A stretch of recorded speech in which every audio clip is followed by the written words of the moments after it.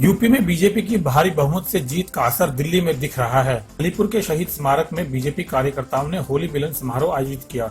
इस कार्यक्रम में बीजेपी की पूर्व निगम पार्षद निशा मान और करीब 200 कार्यकर्ता मौजूद रहे। कार्यक्रम की शुरुआत बीजेपी पर बनाए गए लोकगीत से की गई, जबकि इसमें देशभक्ति गीत भी गाए गए।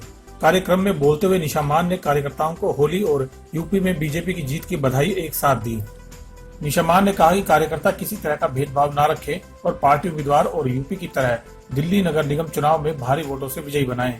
बीजेपी को उम्मीद है कि जिस तरह से यूपी में पूर्ण बहुमत से कमल खिला है, ठीक उसी तरह दिल्ली नगर निगम चुनाव में बीजेपी का जलवा देखने को मिलेगा। इसीलिए कार्यकर्ताओं को एक साथ आकर पार्टी को मजबूत बनाने और उम्मीदवार को भारी बहुमत से जिताने के दावे किए जा रहे हैं।